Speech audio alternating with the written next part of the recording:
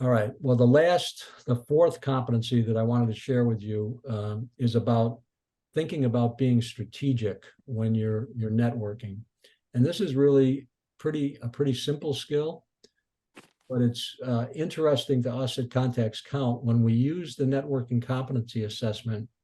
This skill, for some reason, seems to get lower scores than the others.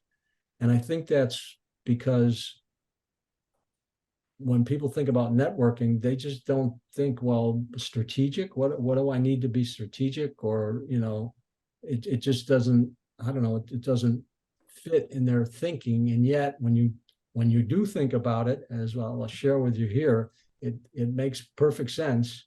Like anything else you're trying to achieve, what's the goal and objective of your efforts at networking? Obviously, in the job search, the goal and the objective is very clear: land your next job. But if you're employed and you want to make, let's suppose, your goal or objective is to learn more about a particular aspect of the profession that you're in, that could be a goal.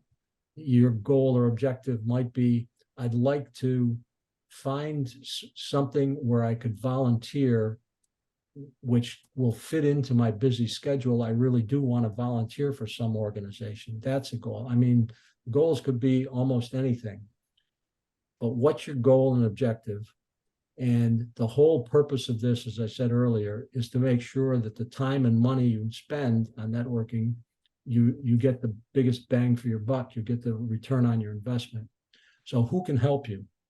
The first people that can help you potentially are people who are in your network. So you know where they are, you can reach out to them. But what about people who are not in your network? Can you identify some people not in your network that you would like to meet, that can help you?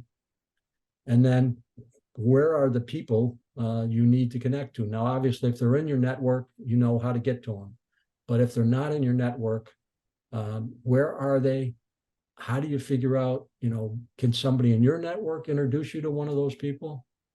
And then, simple, straightforward, when will you meet with them? Obviously, that's part of it, scheduling it, putting it on your calendar. And the most important thing is to create an agenda for that conversation you're going to have with a person.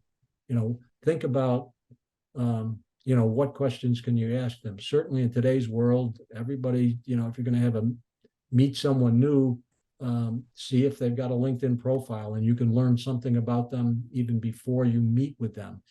Looking at the LinkedIn profile may generate some questions for you that you can ask them, that you'd be interested in hearing what they have to say about it.